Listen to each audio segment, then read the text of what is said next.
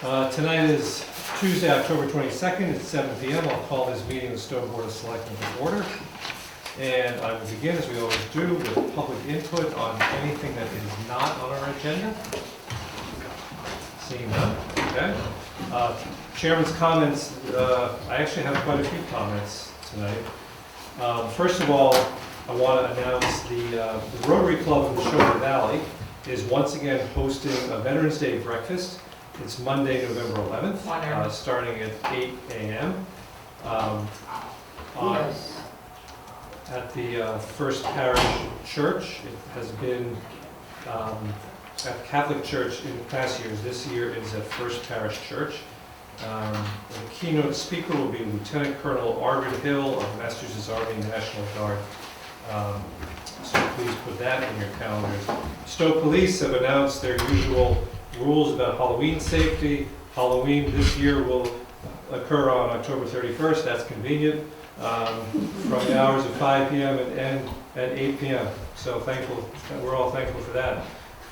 And check the website, I assume, for the usual safety suggestions. Yes. So thank you. This looks really interesting. The Historical Society has let us know about a program on November 9th at Pompo at 7 p.m. Alexander Hamilton, the Founding of a New Nation, the Stow Perspective. And I'm not going to read this whole thing, but it seems like it speaks in depth about Alexander Hamilton, the revolutionary period in our nation and in Massachusetts. And it will touch on things that were occurring in Stow and then have echoed through the years in Stow. Two speakers, Mariana Euler, the Associate Curator of Special Collections at Wellesley College Library, and Thomas Euler, Senior Lecturer in the Writing Program at BU, where he taught a course on the Founding Fathers, Alexander Hamilton and Thomas Jefferson, as well as Marilyn Zworsky, our own historical expert. So that sounds extremely interesting. Several of us attended 2 days ago, the opening of the Stow Town Center Park, right next to the Blue Door Church, the High Rock Church. Food and entertainment, and some of us got to see the park in its final form. It's beautiful, it's spectacular, a very wonderful community event. I want to thank and congratulate the Recreation Department and the Conservation Department for helping to make that happen. If you haven't had a chance to see it, and I think a lot of residents did. I don't know how many were there, 200? 300? Attracted, I know Mr. Burke was there for the cider donuts, but it's really, and the cookies, it's really beautiful. Lovely walk down right by the pond. It is accessible. There are some stairs, but there's an accessible route that winds up in the same place. Really very nice. It is not finished. They have to put in benches. If you would like to contribute to this jewel, you can look where to donate a bench. The Recreation Department. To the Recreation Department's page on our website, and you can contribute and be a part of this great community effort here in Stow.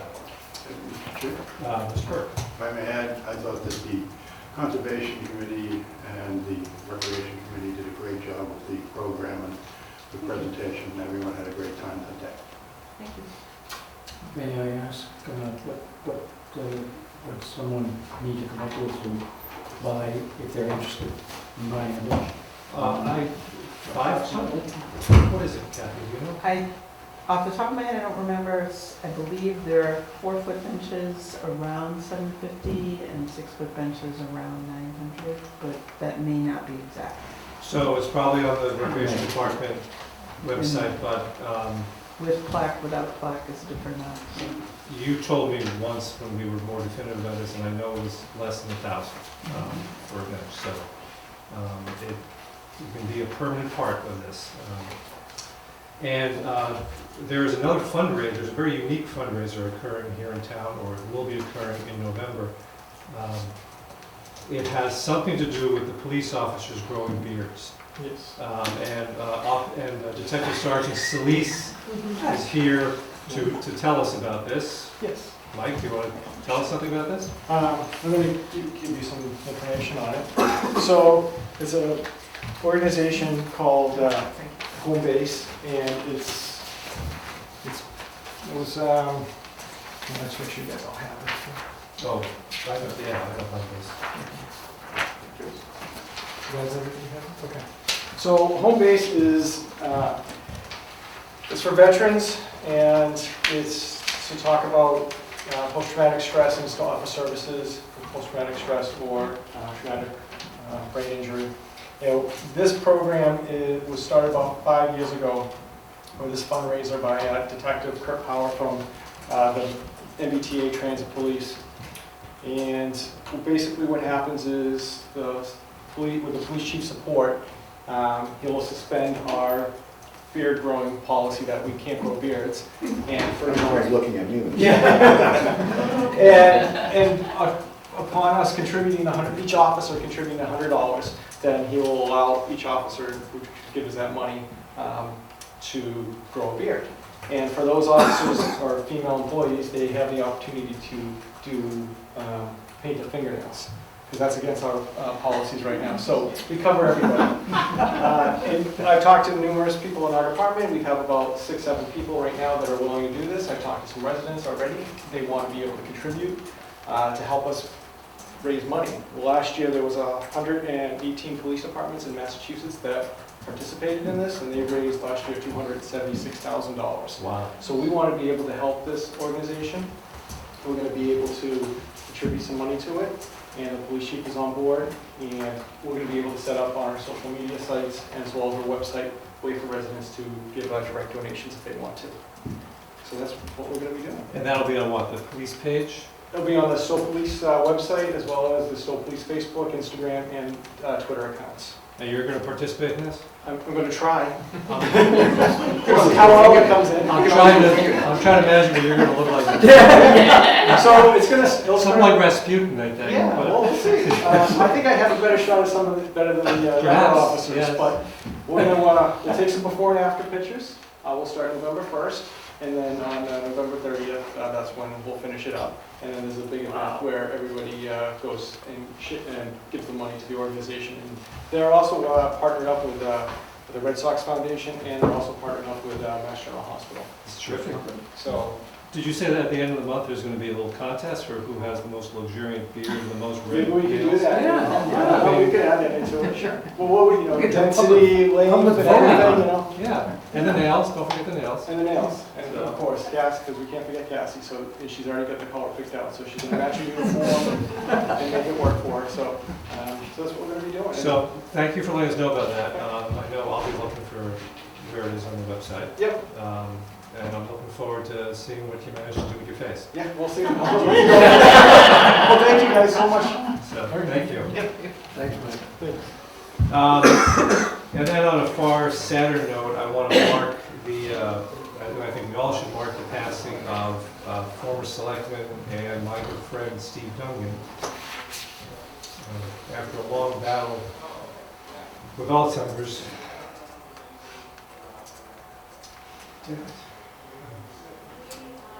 Mr. Chairman, if I might.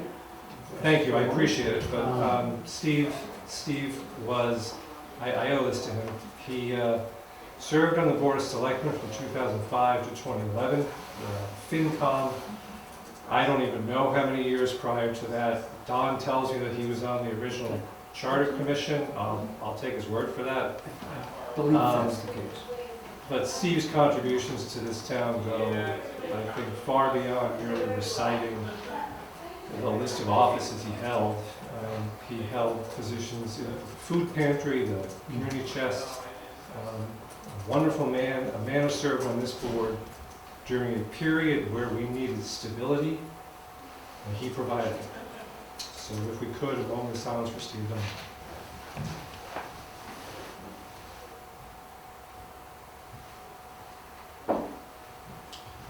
And thank you. Mr. Chairman? Yes. Just on that note, I think our videographer tonight will remember an incident that I participated in, just showing the other side of Mr. Donovan. was about, what, 5 years ago that we recorded the alien invasion of Stow. And the folks, Ian and the folks from Stow TV came to us, and present company included. It turns out that the offices upstairs had been overtaken by these strange, eerie-looking creatures. And the proposition was put forward to me to participate, and Steve Dungan joined in wholeheartedly. He was very good. It's still, I'm sure that you can still see it on, Oh, yeah. on tape. Yeah. It was about a 20-minute video, and we were interviewing man in the street, and it was an emergency a board of selectmen, ultra emergency, because everybody else was away except me and from the board. So I authorized under executive order Steve Dungan to come out of retirement to deal with this alien invasion. And we interviewed people around town, and it's a hoot. And with Halloween coming up, and in memory of Steve, I urge you to take a look at it. It was a lot of fun, and he was too. Thank you. Maybe we could put that on. Yeah. No, no. I forgot that highlighted. Oh, yes, please do. All right. Thank you. Thank you. Oh, I'm sorry, Bill, of course. Spent many years with Steve, and I think I was commenting upstairs that I don't know that I've seen many people in life. It's certainly not a common occurrence to have someone so single-mindedly devoted to the purpose of community service. I mean, Steve was always available for whatever task, responsibility, purpose for the community. And I served some home meals with him and saw up close and personal how unassuming he was and how honest and easy it came to him, personally and professionally, for those thoughts. But just a special attribution of what you don't see much anymore in community service. It's difficult to find people to serve at all, but to serve for all purposes, for any reason or no reason at all. That was Steve Duncan. Thank you, Bill. All right, Steve will do this. So we've got a couple of sets of minutes. Thank you, Maureen.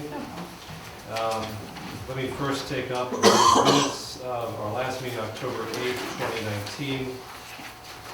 I can offer, I have a couple of real formalistic nits.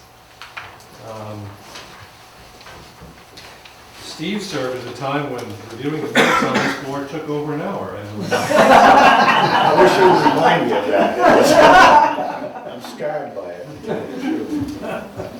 I want to add, where we're talking about the motion that was, and I'll give these to Maureen later, where we're talking about the motion to be made on complete streets, I just want to add the phrase ex officio in a couple of places to clear it up. And then on the second page, Fire Chief Joe Landry is mentioned in 2 different paragraphs. I think he should come out in the first one, and that's all I got. Real technical stuff. Anybody have anything else? Mr. Chair, I submitted a correction or a revision to the liaison reports where I said I reminded people that the Stow Community Center is for all ages of our residents, just to make that clear. All right, thank you. Anybody else? Just one quick one, even though I wasn't there.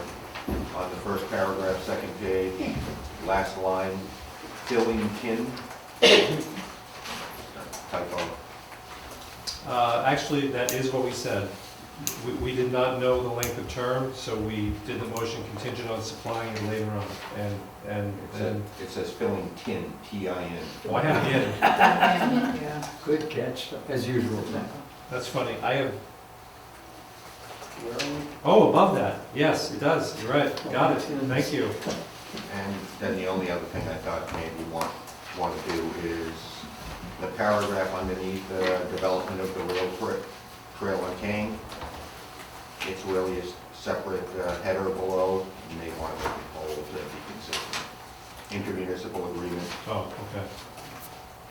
and I think you got the other stuff. I'll give those to Maureen. Maureen, I'll give you these Okay. changes plus. Does anybody else have anything else? Anyone else have anything else? Seeing and hearing none, do I have a motion on amended minutes?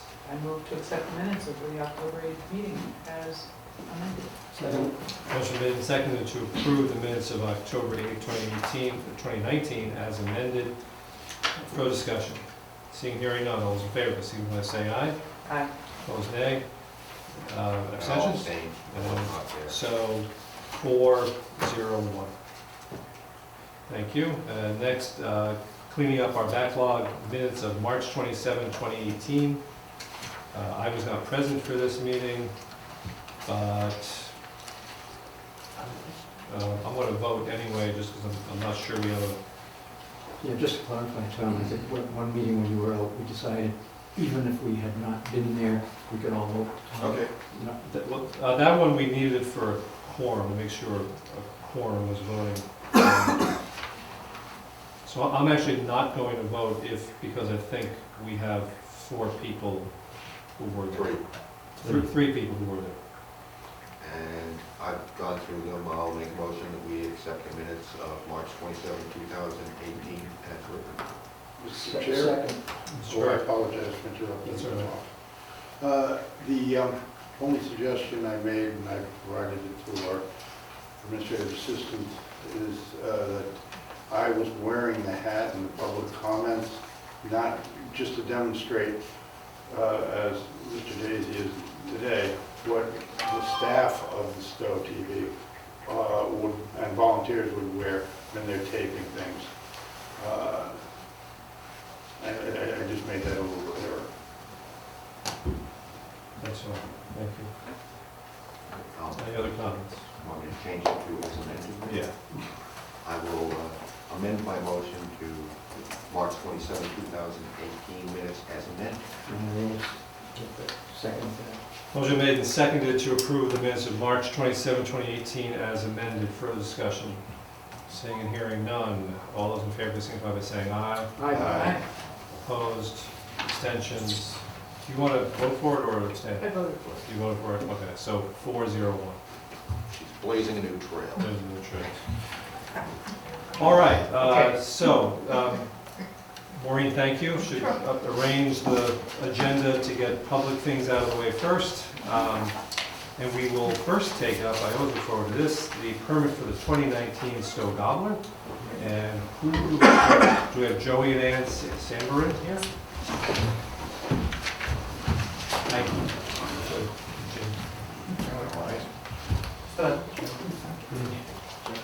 Good to see you again. Please pay a lot of your follow. So we certainly are all familiar with the Gobbler by now. It's been going on for what, 19, 18? This is the 13. 13? Yeah. Okay. Yeah. But you want to tell us, about it? Get a little listen? Good evening. My name is Joey Sabourin, and I'm one of the organizers for the Stow Gobbler Race. This event is sponsored by the Stow Recreation Commission. Thank you for your time tonight and for supporting the race the last 12 years. Despite the bitter cold last year, the Gobbler still raised close to $20,000. About $8,000 was given each to Stow Community Chest and Habitat for Humanity. The race will be held on November 28th, Thanksgiving morning. The race is capped at 1,000 runners and we usually get close to that. 2019 marks the 13th anniversary of the Gobbler. I'm before you tonight to ask for a permit for this year's race. We are a fully insured USATF sanctioned event. The event starts at the Snow Community Park in Stow and finishes at the Bose facility in Stow. The majority of the race is on the streets of Stow. There's a tiny section of the course that crosses Route 117 in Bolton, adjacent to the ET&L construction company before reconnecting with the streets of Stow. We have connected with the police departments of both Bolton and Stow for police detail support. We have a safety plan that has been approved by the Stow EMTs and fire department. The race has run very smoothly for the last 12 years. Our goal is to ensure this remains a great community event, and we hope that we have your continued support. Thank you again for your time. Anything like that? Yep. And we do have very thorough maps and your insurance information.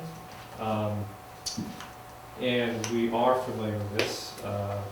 So how do you get 1,000 people? Because running races on Thanksgiving Day, I mean, they're everywhere. How do you attract 1,000? Is there a secret to it? No, I just think it's something that's grown in this community, and then people who are visiting from out of town also sign up. I mean, I think they had some problems, Lightbox, who does some registration, had some problems earlier setting everything up this year, but as soon as they set it up right away, the next day there was already 100 people signed up for it. Yeah. So, and we do cap it at 1,000, so it's that, I mean, not that we had to turn anybody away yet, but You're gonna be pretty close. oh, there, yeah, it's right there, so Yeah. anyways. And you will hire an event planner for this, do you? No, it's funny, probably because we, are, we go through our certification, of the United States Track and Field. I was contacted by somebody, and I said, we kept the race at 1,000 anyway, so we're not interested in growing it, so anyways, yeah. Because I know in bicycle races, they'll do criterion races, and they'll hire event planners at Yeah, fairly high fees. well, I'm really, I mean, we stepped into this, I'm Yeah. really impressed at who started it, and they, like, I'm just, because it was younger boys, I mean, they weren't, not boys, but college, and I can't believe all the stuff that, we get this big Bible and follow it, and it runs really smoothly, so yeah. Now, I have to say, in the past, we've been bribed with T-shirts. Do you want some t-shirts? I'm not You want some saying. t-shirts? I'm just saying. I'm up for a good buy. Yeah. Yeah, we can do that, that's easy. Generally bring it up out in the hallway. Perhaps the speak for himself. Baked goods also work. I have been wearing a Stow Gobbler T-shirt today, and I said, we're not having this tradition. I handed out the T-shirt. You'll get one. This was You'll getting get one along. right in my number. Just put it in the Bible for next year. That's fine. I got mine actually working it. Oh, well, that's true. I actually might have got that one working in it too, when I think about it. I don't know. So, okay, yes, no. Having not been a runner, and I have two good reasons now, pushing 80 and a bum and a fake knee. But can you tell me, are there awards given, finishing trophies for first, second, third place? Yes, there are, yeah, and different And- genders and different age groups, Oh, so, yeah, this- yeah, okay. yeah, And this is following the This is same follow- format as other years? yep, exactly, Are yeah. We people haven't changed welcome that can come, that can't run, that just want to walk? Absolutely, yep, people bring So- strollers with kids in it too, so. So I guess my question as it relates to the use of the way, just to tie this into something, is what's the outside, what time does it start? 8 AM? Yes, My God, thank you. Because everybody wants to get home for turkey. Football games. yeah. What is the usual end time? By the time you call it a day and everybody except the ultra, It's pretty quick, they run, I'm talking about the walkers, the people who Oh, push people- strollers and stuff. oh, yeah, they're done within the hour. An It's, hour? yeah, they're done within the hour, yeah, because it's 5K, 3.1. and For so, those yeah. of us who think walk to the We'll wait mailbox for at the end of the anybody. road is arduous. I mean, certainly everybody's done by 10. Oh, we're pretty much done. You're by pretty 10, much done. Cleaned up and Right. everything, yeah, it runs really, really And smoothly. I would just point out, not to be picky, but in the past we've had members of the fair sex represent the organization here as well. And we've had girls come as well as boys. Oh, yeah. To present to the, Yeah, no, so it's well, it's equal opportunity. I would have welcomed any girls to help out. Um, We just didn't get, for the past couple of years, it's just, we Startle shoot. Been around long enough to see a couple of times in the work, so. yeah, no, it's, yeah. Does this count for, what do you call it, public Community, service? community hours, service, yeah. Yep, so we try and give as many. The problem, in the past, it's been a lot of kids who actually are runners do it. Trisha Belsante, who's also organizing it with me and her sons, setting up, it just happens to be all boys right now, but we would welcome any other parent that had. Are you running it, Joe? Whoa. Joe plays football. Sorry. Yeah. So he is. I think you're gonna be otherwise occupied. Yeah, he will be otherwise occupied, so anyways, but. Tom? I just wanted to, it's been a great thing. I was actually the parents of the two who started. Oh, Nick and Alex really? Putman as Oh, a yeah. This weekend. Oh, okay. And, I know that Nick and Alex generally run in it every year. Yeah. And so do their mother, Peggy. And, they become very, very talented young men. It's impressive. I mean, even just the wherewithal to get it, certified and Yeah. sanctioned and. Because that's it, I was one of the roped into the first one. Yeah. And been there every year since, How many runners the first one tell? a couple hundred, I That's still pretty good. think. And Right then out it of the box. grew and grew and kept growing, and, Yeah. it's a great thing that you're Yeah. continuing on and pass it on to the Right. next class as you go. And So the hard thing has been that it's been so popular with because the years that you do volunteer for it, you can't run it because you're on the course and you're registering. So you have to, but people don't want to take. They want to run it, which is great. But anyways, yeah. So. Just a last quick question. If Courtney, people, do you have something you want to say? if people are interested in learning more about this, you have a website. Yeah, they have the website. Yeah, Can it's you announce what it is, or I'm being recorded for TV? This is free advertising. It's still gobbler.org. Yeah. Okay, and Yeah. what's the fee for entry? It's a $25 fee, $30 if you register by mail. So if you get online and that you go right online, and there's a link to connect you. Other than that, it's also, you can go to Lightbox and just look up the So stuff. just echo everybody's congratulations, thanks for doing this. We've talked about community spirit in other senses. You guys are keeping it going. Wow, at a very keeping low it rate. going, I mean, it's like it sold itself. Yes. It really did. So Exactly, it's but a- it does have to the town competition. and- And Yeah. you, I mean, every town has something. Yeah, And yeah. You're doing something right, so it's great. So anyways, Thank you. well, thank you. Anything further from the board? Seeing and hearing none, do I have a motion? I'll make a motion that, Don't be like Ms. Fisher, I made her deal. Mr. Chairman, I move to approve the use of town public ways for the annual Stow Gobbler 5K race on Thanksgiving Day, November 28, 2019. second. Motion made and seconded to approve the Stow Gobbler race on, I don't have what was the date again? November 28th, 2019. Further discussion? Seeing and hearing none, all those in favor, please signify by saying aye. Aye. Opposed, nay. That's unanimous. Thank you very much for doing Appreciate this. it. Thank Really you. appreciate And it. good luck. Good luck. There would have been 1,000 angry people here if we'd said no. Right? We don't want that. Thanks. True. All right. And now a special one-day liquor license for the Stow Community Conservation Trust at Town Hall. Don, you here to? Do you need me up there? Well, yeah, you want to just, okay, stay there. That's fine. We need fingerprints. Anything you want to add? So you're having the SCT's annual dinner, Right, right, on November 16th? yeah. And a speaker from the Antitrust Alliance. Okay. Should be And really good. you're Other than gonna- that, it's gonna be wild, and throwing things. And you're holding it at Town Hall, the usual, bring your own event, I guess, right? Yeah, right, Okay. And you're holding it at Town Hall, right? yes. Okay. We've got your application. This is something that SCT does every year.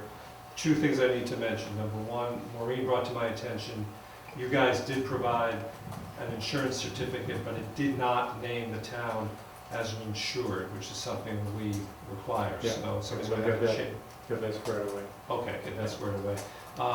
I'm gonna vote against it, not on this individually, but because we don't yet have a policy on liquor on town property, and until we do have a policy, I'm voting against all of these. I'm hoping that that changes sometime soon. I have a feeling you're still gonna get your license though, okay? So we'll see how it goes.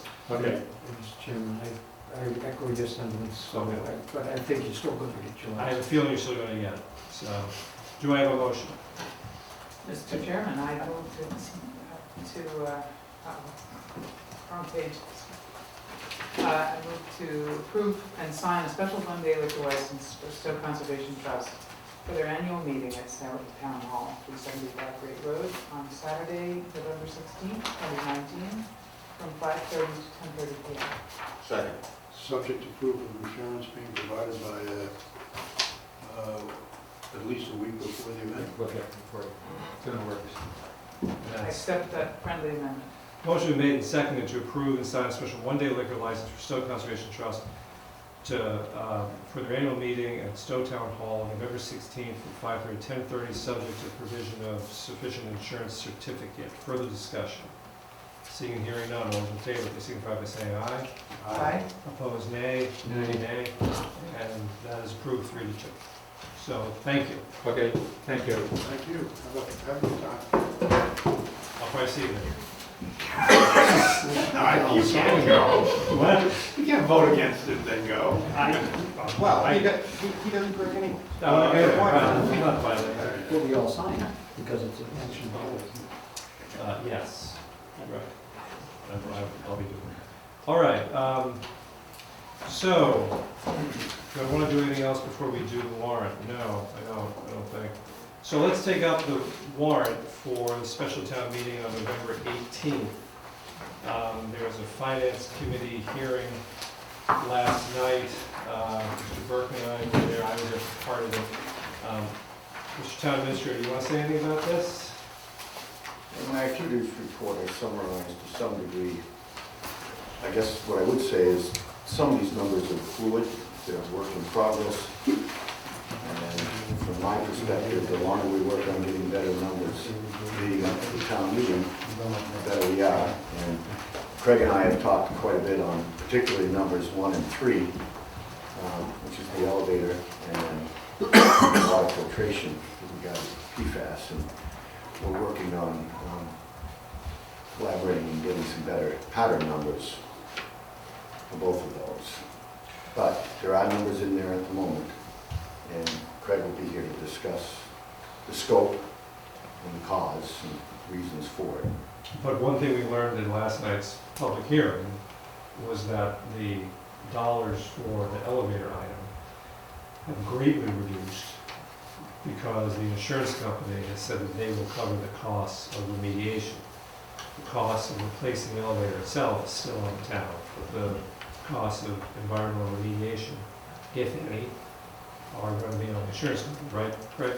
That's correct. Basically, the environmental engineer, which we actually hired, invoices that he produces as a result of environmental work or remediation or anything associated with that, the invoices get sent directly to the insurance company, and they pay the environmental engineer directly. So I just want to mention one issue that was brought up last night that I want to hear from other board members, but during the part of the public hearing that I was at, there was I thought, a very useful discussion about PFAS and DEP and their authority. And to make a long story short, if you look on DEP's website right now, it will say that the requirement for PFAS in drinking water is 70 parts per million. And that they are trillion, I'm sorry, 70, no, trillion, 70 parts per trillion. And that they are thinking about lowering it. And I don't even think it says what they're thinking about lowering it to, it's not like a fun, but,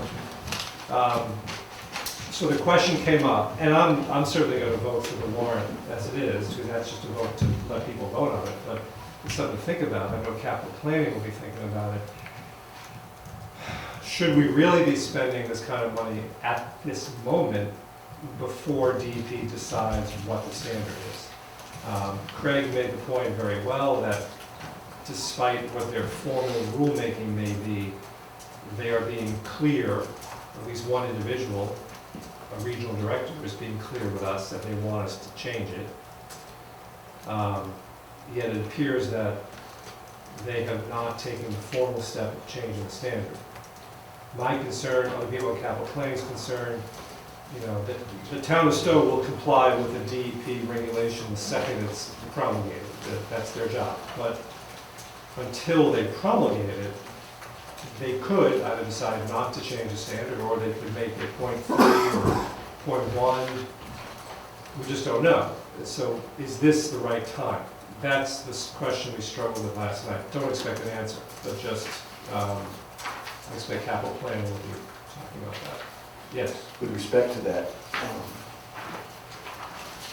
factor itself with regard to whether and when they promulgate, I'll just share what I think is important information from the regional director herself on more than one occasion for me, which is they're ready to promulgate.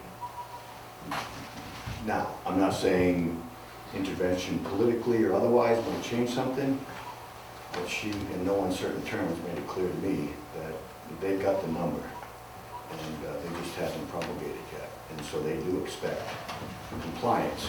You run the risk, and I'd be cautious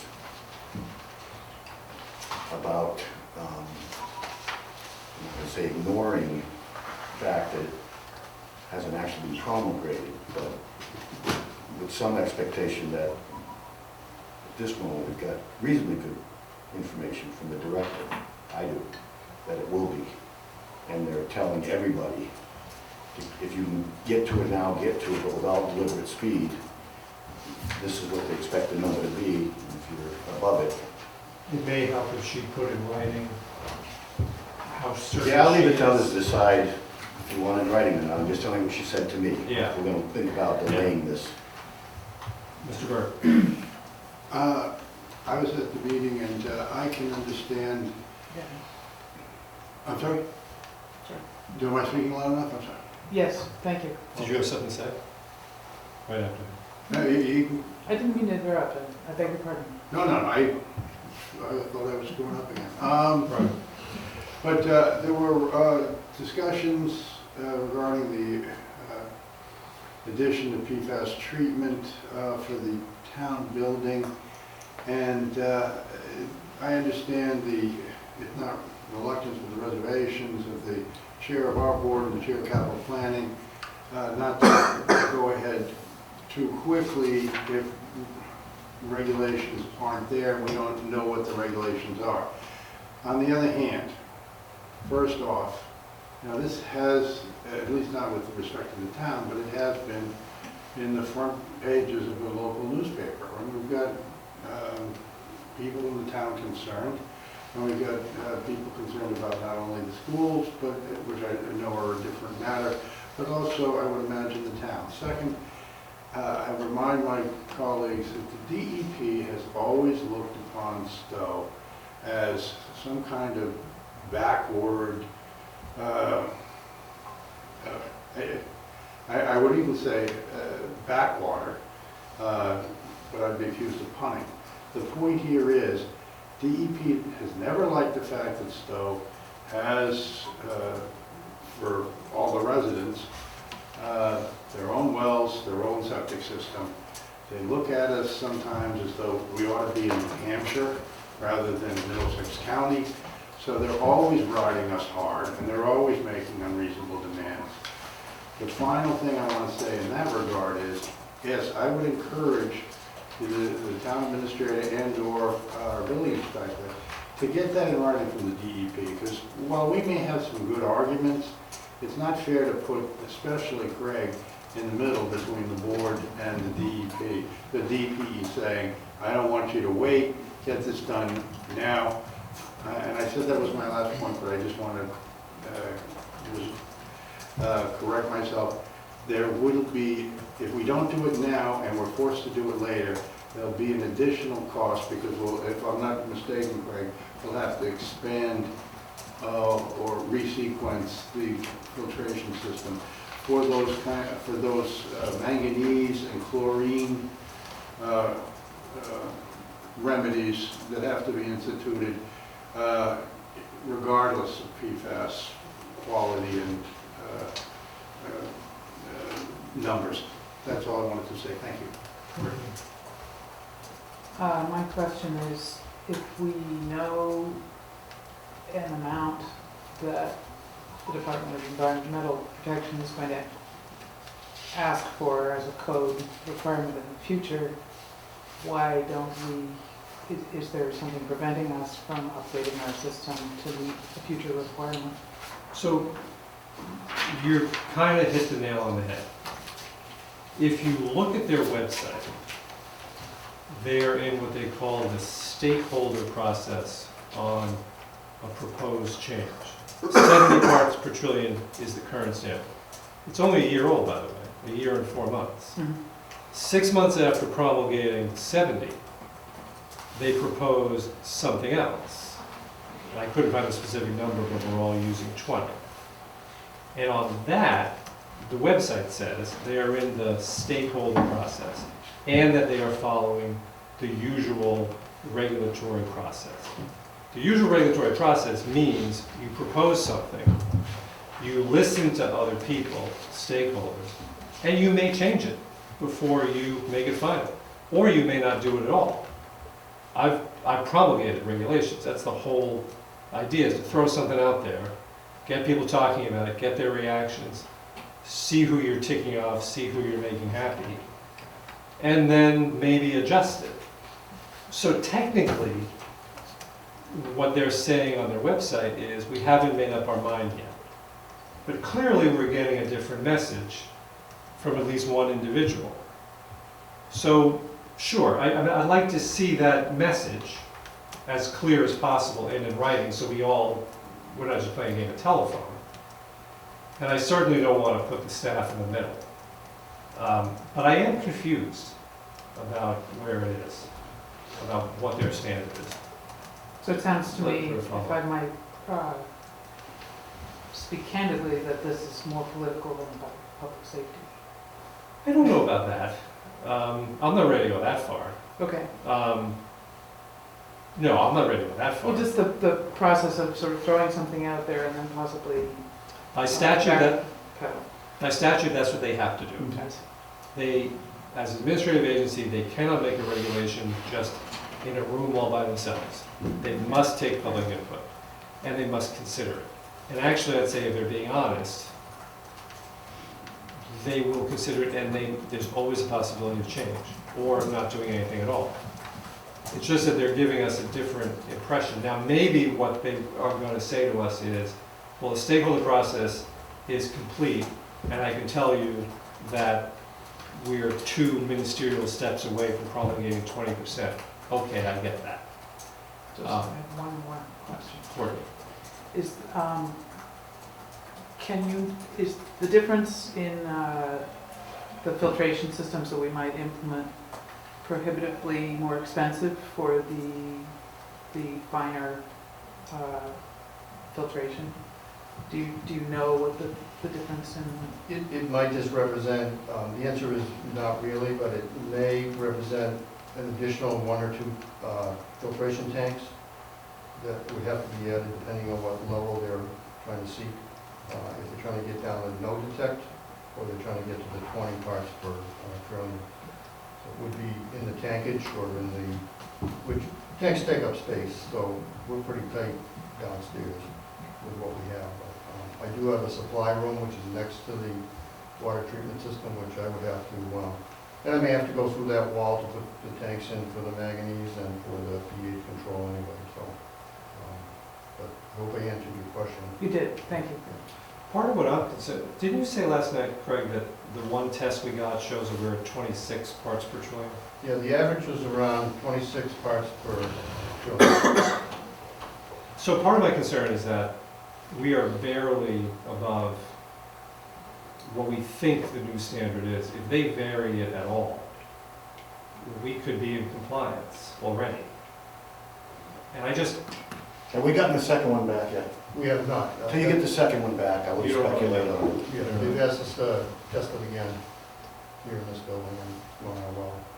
She called to tell me we were in violation That was a concern for us. This is the director, the regional director, this is the staff person. Yeah, no, I know, You know, but And she hasn't varied at all in the 4 phone calls I've had in 3 months on where they are. Now, the website might be lagging behind. I'll just tell you, I rely more on her statements than the website, that's all I'm saying. But we'll continue, we'll ask more specifically if they're willing to put it in writing. I think that would help.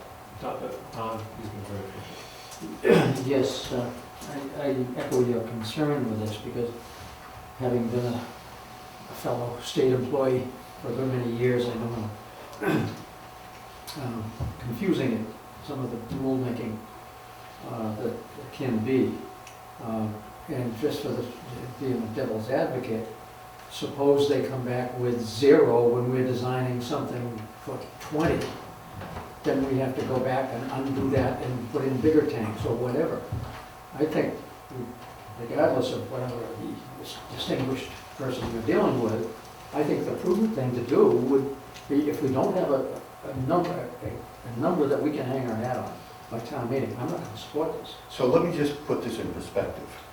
The schools, which have a PFAS violation as well, have a price for design and install for both wells. One isn't, but is approaching it, for a total of $50,000. We're not talking a lot of money here. Now, we don't have a price yet on ours, but let's just, I think I don't know what they push for gallons compared to ours at the town building, but I'm just gonna say they're approximate the same size. I don't know what other filtration medium they have there and what we have and how much that might complicate it, but it's not an order of magnitude. And I think putting off spending 50 or 60 grand for 2 wells for PFAS, because if we're not gonna do it ourselves, we're either gonna allow the schools to do it and pay for it or not, because we own those wells. And I'm just thinking penny wise, pound foolish on something like that. The number we were looking at last time was 150. I hear what you're saying, but this is a legitimate concern. To tell you the truth, I don't care if it was $15. When I look at a website and they say, we don't know what the standard is yet, we haven't made up our mind, and I hear that one individual says something different, I just want to see it in writing. I got you. But do you believe everything on our websites? Most of them are dated, they're old, and all I'm saying is, I'm just representing the person I spoke to who runs the division. She was unequivocal. She came out and visited twice. They're scared to death, the state is, and for 20-something grand, PFAS is gonna have to be filtered because we don't filter it at all. So it's a matter of degree that you're talking about, and I think it's gonna be pennies. It's granular activated carbon filtration, it's off the shelf. I actually do believe the website, and if it's out of date, that is a very good way for her to begin her letter. So I'd like to see. Then I would respectfully ask that the selectmen send that letter to her. Because I told her I'd represent to you folks. She's been more attentive than anybody else to these matters. And so I guess, for me, I don't doubt a word. Give me her phone number, I'll call her. Well, write the letter, so that way it's formal, instead of you're getting orally what I'm getting. The board is saying they want it in writing, something formally, so I would respectfully ask that they address the letter to Mary Jude Pigsley, Director, and ask for her to confirm whether or not, or where they are precisely on codifying. Well, that's the all right. PFAS. So do I have a motion to authorize the chair to draft and send a letter to that effect? So moved. Motion made and seconded to authorize the chair to draft and send a letter to the effect of the town administrator just laid out. Further discussion? Mr. Chairman, I want to, not totally germane to this, but I want to go on the record as distancing myself from my colleague on my left in this characterization that the state is out to get Stow because we have shallow driven wells. That's all right. Excuse me. I do not believe that is a fair characterization. And when you look at the map of the Commonwealth, I think you'll find some 200 towns or more that do not have public wells, and they have private wells, and I'm sure they're getting the same treatment that we are. And I think it's a mischaracterization to label the state as the demon here. Noted. Further discussion on the motion to authorize me to draft and send a letter to the effect the town administrator laid out. Seeing here and none, all those in favor, signify by saying aye. Aye. Opposed, nay? Abstentions? Okay. I can do that for the next day or two, and I'll have the office send it out on our letterhead. Thank you, that's a good suggestion. So we should carry on though, getting a price for it in any event. Well, I mean, not only that, but I don't think there's any dispute about putting on the warrant, which is what we're here tonight to discuss. I mean, obviously, we're going to put on the warrant to get people out there to vote for it. I just think we need to get some more information between now and town meeting. So, yes, obviously, you're coming up with a price, and we're proceeding on it. So, unless there's any objection, That's right. I just wanted to say, when the state puts in a regulation like this, isn't there generally implementation time? 6 months, year? not necessarily. No, No? no. They can determine the effective date. Especially in matters of public health and safety. Yeah. The fact is, given that, for those who have read about what the cause and effect of this, in this 5 or 6 variations of molecule, especially of pregnant women and others, Yeah. believe me, they're pretty edgy right now about this. Every day that goes by, that maybe deliberations going on where to set the mark or not. Well, you know, I suppose if it was that much of an issue, I would think that it would have already been declared.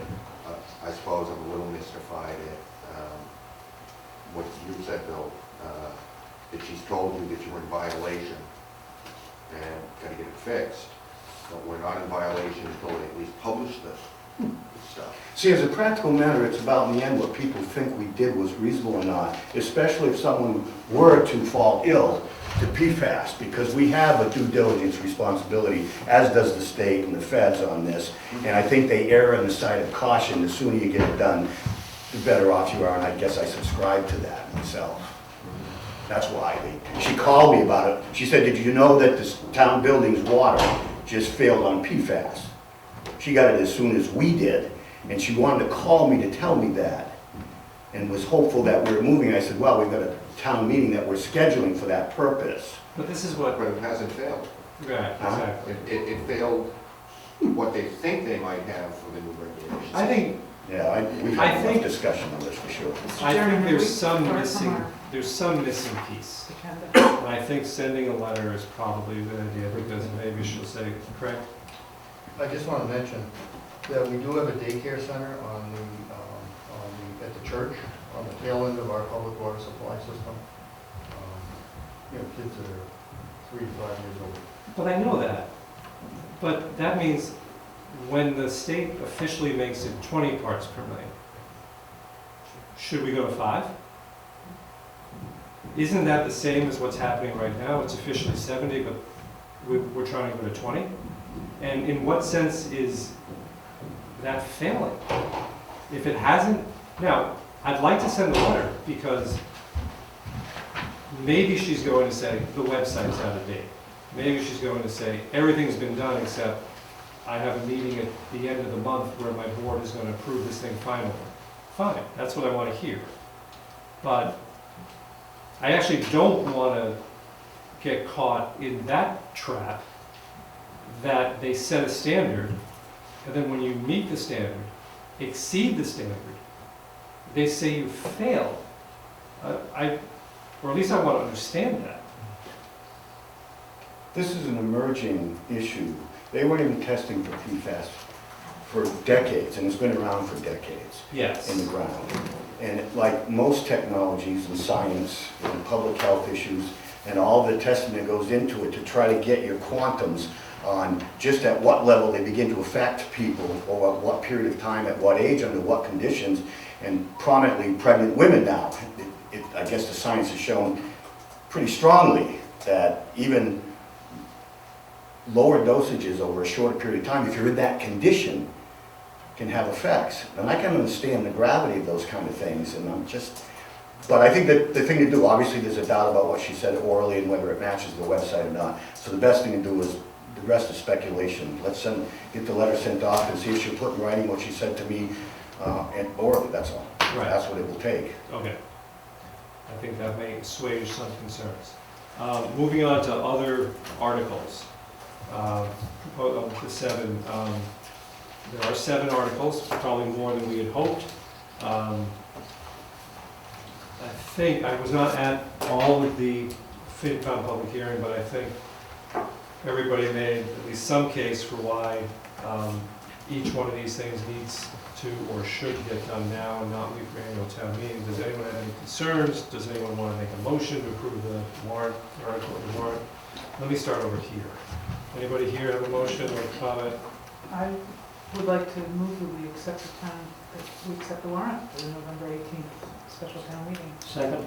Motion made and seconded to accept the warrant for the November 18, 2019 special town meeting. Further discussion? Mr. Fox. Article 6 raises an interesting issue. Why is the state, and I don't know if you know the answer to this, Mr. Town Administrator. Why is it that the State Department of Transportation is funding the reconstruction of the Box Mill Bridge, but they are not, which they say is owned by the town, but they are not going to step up when we have to appropriate money for the Barton Road big issue? I think there may be 2 people here that may answer. I've not served on the working group. I don't know whether that question is raised or not. I'd like to know the answer to that at some point.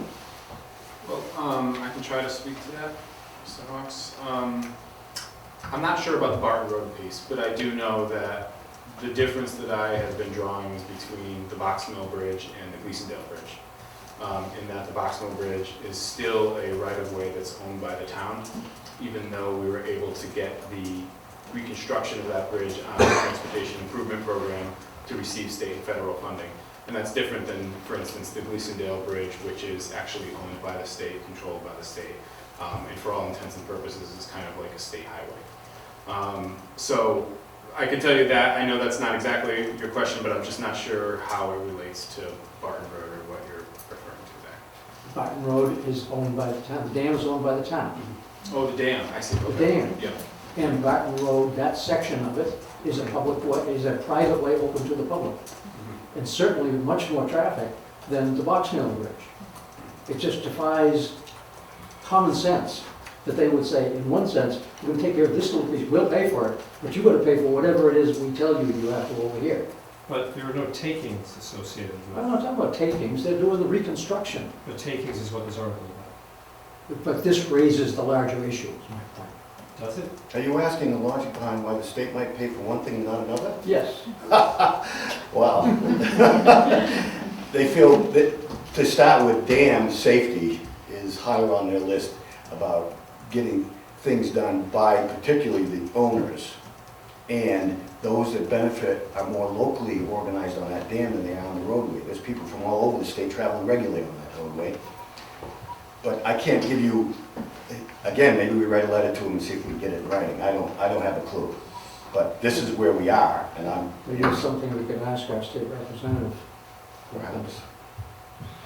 But this article, and here's where Jesse or Kathy can help me. This article deals with Take the possibility that the town will have to take land, hopefully friendly, possibly hostile. And the town will have to take the land in order to allow the construction work to occur. And this article funds the necessary surveys and legal work to get ready to do that if necessary. I don't think that issue got raised with the Gleasondale Bridge.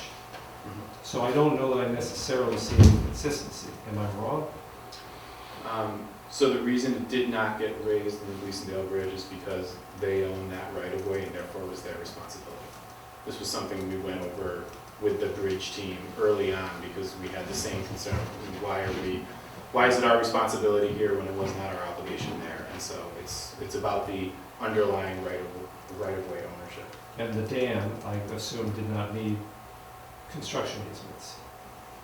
Because it's in the water. We don't know yet. Not familiar. Or maybe we don't know that yet. We don't know yet, we don't have the final plan. Well, we've done engineering in anticipation and been told, I believe, that there will be construction costs associated with this problem. We have been.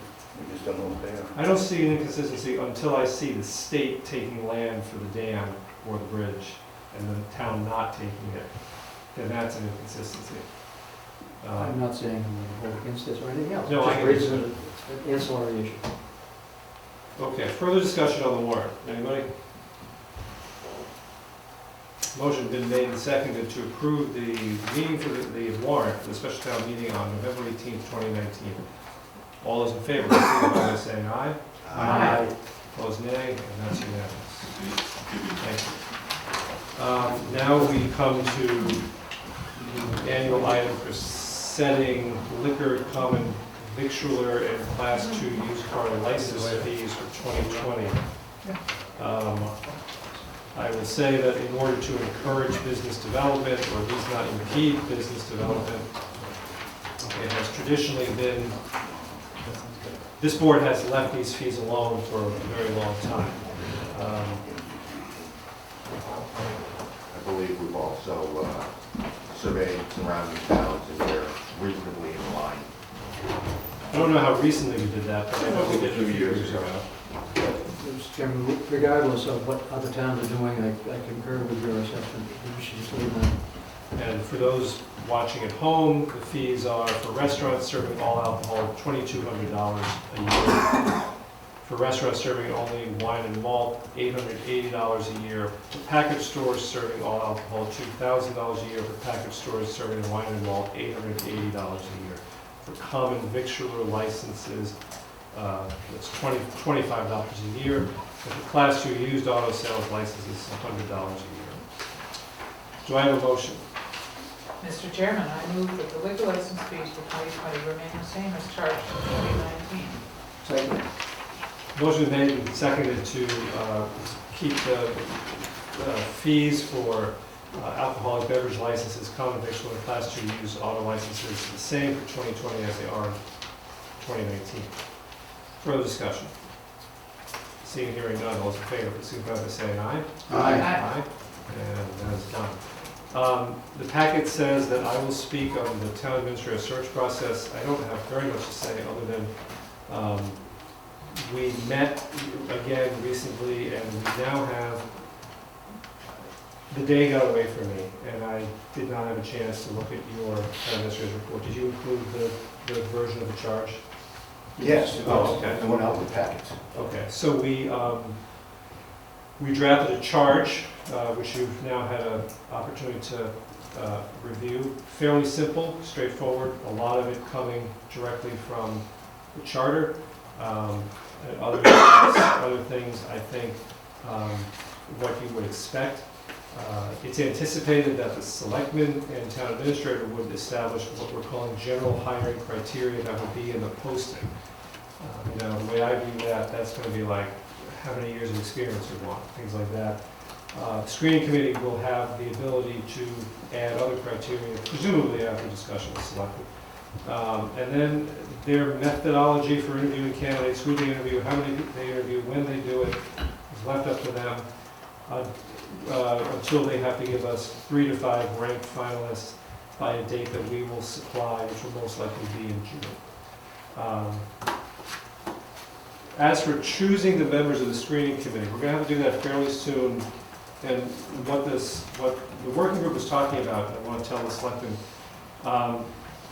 we're assuming that the selectmen A will hold a special meeting on a Saturday to interview the candidates. Hope it doesn't come as too much of a surprise. Probably be in January. Probably fairly early in January. And if the number of candidates is below a certain threshold, and we're talking about 15, which is interviewing, and if it's above a threshold, the working group will make a recommendation to the selectmen and the moderator. The selectmen, of course, will be able to see all the resumes and be able to adjust the recommendation of the 15 to interview. But the working group will make a recommendation for 15 to interview on that Saturday in the middle of winter. That's pretty much about as far as we've gotten on that. Does that meet with everyone's approval? No.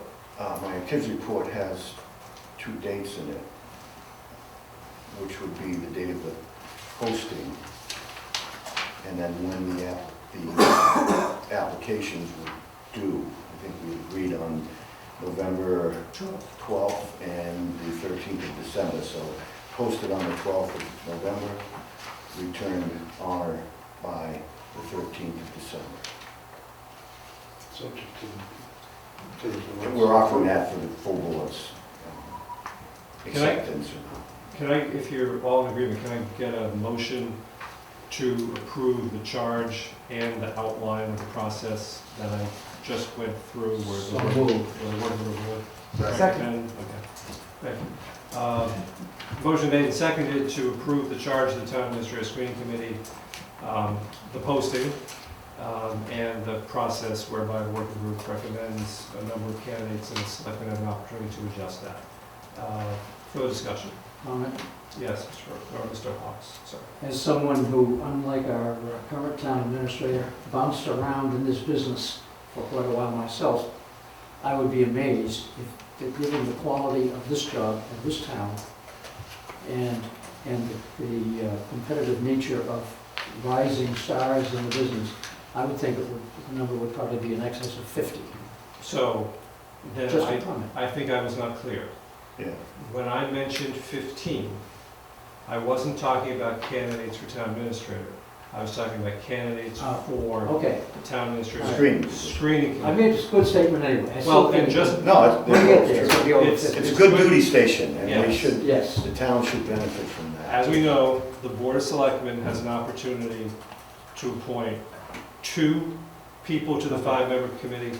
The moderator has the opportunity to appoint Comment was out of turn. 3, and we will do joint interviews with the moderator on a probably snowy Saturday in January. And just to be clear, the process proposed was that if it's 15 or less, which is going to be everyone, this is for the screening committee. If it's more than 15, the working group would recommend 15 people to interview. The selectmen and moderator would have an opportunity to adjust that however they see fit. Okay, that's what we're talking. Everybody still good with it? Okay. Okay. Did we vote on the motion? No. All those in favor of the process as outlined and the charge and the posting dates, please signify by saying aye. Aye. Opposed, nay? And that's approved. Okay. Thank you very much. So, town administrator's report for anything he didn't cover in his, hasn't already covered? And I have 2 problems. One is I forgot my readers, and second of all, my memory isn't good enough as a reader to be able to go through them. So I do put, in this, just for this occasion, no, I didn't. I put in big red just so I can, just one word so I know what. Town meeting, special town meeting was the first one, covered that. Screening committee, we just covered that. I didn't do that for that. You do want to reference? You sure you don't want these glasses? Next one was about Give it a shot. superintendent of streets. You can't read the Latin ones. It's embarrassing. All right. Oh, you're in bad shape. No, I don't want you to read it. The next to the last item was the fact that tomorrow and Friday, our working group is interviewing 4 finalists for superintendent of streets. We're hoping we can come to the next meeting with a recommendation for hire there. Then the other thing I want to do is just give you a quick update. There's a good chance by the end of the week we'll have at least baseboard heat in the building. As happens with large projects, you order equipment, materials, whatever, some reduces, that, what they're telling us is reduces were supposed to be sent out and arrived last week. They hadn't, they were being manufactured at the time they're supposed to be here this week, that's the story. But in any event, very soon there should be baseboard heat in the building, so. Haven't it close? There's still another probably 5 or 6 weeks beyond that, but at least there'll be some baseline heat. Though those little heaters that we've given. Yeah, we're doing all right on that. Yeah. And it's been kind of mild, so we've been lucky. Yeah, and this week has been, We just wear more clothes. good thing it's not January. We need more selectmen's meetings, more hot air. We'll just This bottle is it. biggest demonstration of that. This room's going to Yeah. Anyway, that's I it. think the employees have shown a remarkable resiliency in putting up with all this, maybe because they know it's worth it in the end. Certainly we all hope it is, but we appreciate it, and thank you. Anything else? I think you're free to go. So, thank you. Thank you. Liaison reports, I'll start with Brian. The Finance Committee is meeting regularly. They're trying to get, of course, prepared for the special town meeting, and as Chair already pointed out, they had public forum last night as they are required to do before every special town meeting. I met with Cemetery. I spoke about some of the concerns the Cemetery Committee had last night at the public forum, although they're very dutiful and dedicated. They're doing their best under trying circumstances. And, I think, especially after the town meeting, we'll be able to take care of some of their biggest concerns about water to the old fire station and heat at the old fire station. The LACAC unwisely decided to meet in my absence and couldn't get a quorum. So we're going to have another meeting on Monday night to go over those regulations that the chair expressed interest in, or at least fee changes that might be on the horizon for cable TV in municipalities across the country, and what Stow can do in response there too. And I'll have a Council on Aging meeting report at our next meeting. Thank you, Mr. Chair. Lakeland Commission meets tomorrow night, and it's kind of a landmark because it's since we have met and appointed Dan Barstow, they have a new chairman, who's Chris Crable, and Dan is clerk, and they seem to be well organized, and it's her first agenda put together, and I think it's in good hands. And kind of related to that, because it was something I mentioned in my last liaison report, that there was a neighborhood concern in Hudson that involved the former chairman of the Liaison Commission barricading, and not allegedly, I can attest to the fact, barricading a certain plot of land that he did not own for a number of years, and because of various conditions, he decided to fortify that with rocks and dirt, thus disabling it from anyone taking boats out of the lake, as we had advised people to do as the lake is being built. It's a Lake Boone Commission issue. Okay. I'm just reporting to people, because there's some of them still taking the boats out of the water, that those obstacles have been removed by private parties, and that matter was very quickly addressed by the Hudson Conservation Commission at its last meeting last week, and is taking under consideration what should be done about it. In the meantime, anyone wants to take a boat out, it can be done at the end of Lakeside and extension of Gateway. And just echoing earlier comments, I was tied up at the open house ribbon cutting at the Stow Town Park. I did get there at the tail end, and I would just say, I had seen it during construction, but even without the benches installed, it's going to be the gem of the town. And specifically, I want to call attention, and not just, Kathy and Laura Greeno did a wonderful job of organizing the celebration, but that, and much more to the point, they were the driving forces behind what happened, what the product that we see on the ground there.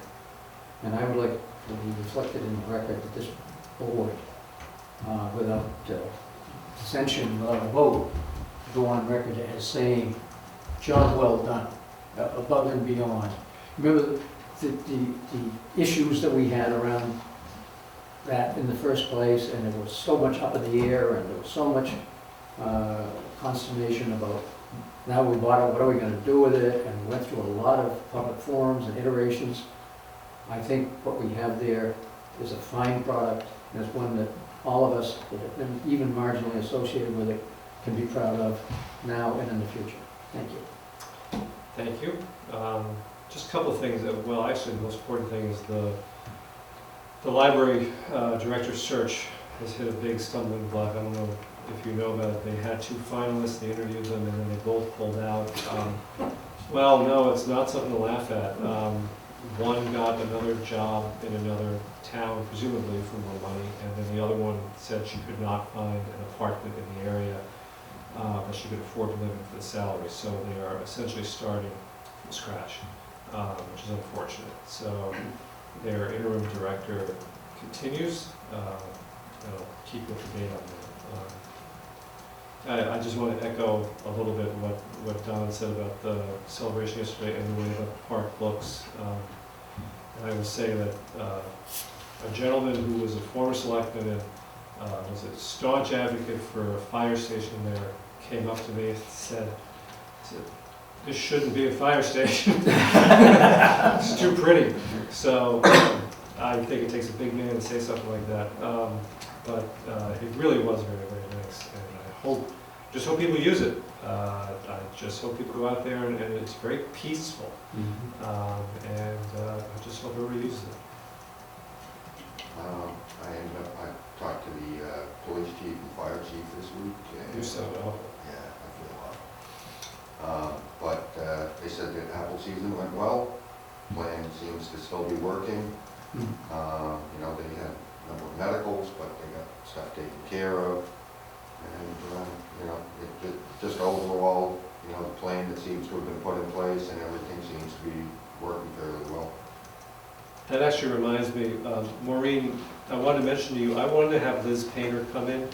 She's chair of the Ag Commission, and I spoke to her about it. I don't think she's a fan of public speaking, but I thought it would be nice after apple picking season is over, when it went well, to come in and just talk about everything that they did right. Anything else, Tom? I didn't interrupt you. No, it's, you know, I've also talked to Brian Hatch, who's acting superintendent of the streets, and he's keeping things going. Courtney?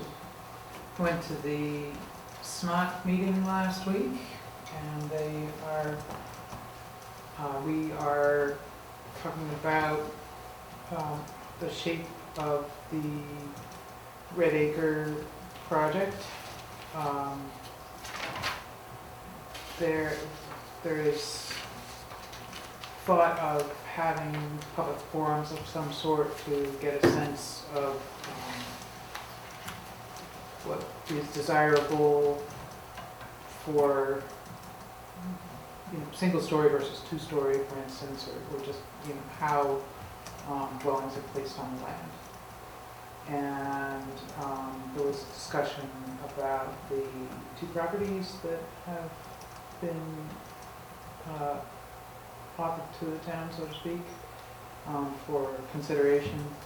And the Affordable Housing Trust is interested in the High Rock Church in some fashion. And that's my report. Mr. Chairman, before we have a motion to adjourn, just an administrative clarification. This is our last meeting in October. We will obviously be having a regularly scheduled meeting and a special meeting prior to the town meeting on the 17th? 18th. Presumably, yeah. And I'm just asking, in past practice, we have not met around Thanksgiving because of the holiday conflicts. And just saying, for past practice, I'm just asking if there's any variation from this. So, And also December, we normally have only one meeting then because it's right into the holiday season again. So I don't think we really had a past practice of not meeting Thanksgiving week. I think we might have done that because we couldn't get a quorum. I I would say that not meeting the second meeting in December has become a practice. And this year, since the second Tuesday, fourth Tuesday in December is the 24th, I'm gonna assume we're not having a meeting that night. I'm gonna say that I am gonna plan a meeting for Tuesday, November 26th, unless, and if people don't like that, let me know. We don't have a quorum, we don't have a quorum, that's different, but I'm not gonna just cancel right now. Mr. Burke? Mr. Chair, I can let you know right now, I won't be able to attend the November 26th meeting because of out-of-state travel plans. Well, I could make the December 24th meeting if it's so scheduled. Well, then, You'll be by yourself. for you, I said if it will were be scheduled. yeah. Mr. Chairman, there's a good chance that I will be out of state. On the 26th of November, okay. How about the two of you? No, you're gonna be out, okay. Just looking I could for possibly arrange it. Hmm? Just, I could possibly arrange to be out of state. the two of you are available if necessary. So, As far as I know now, okay, if that changes, let me know. yeah, because I think I've got travel plans on Wednesday. Okay, so as it stands right now, I'm going to assume we're having a meeting on the 26th, and it's going to be just whatever ministerial business we need to get through to keep the wheels on the bus. And Keep on going round and round. I was afraid he was going to do that. Yeah. You gave him a hard Okay. high one right over. Thank you Move to adjourn. Thank you for raising that. Second. Motion made, seconded, adjourned. We stand adjourned. Aye. Thank you.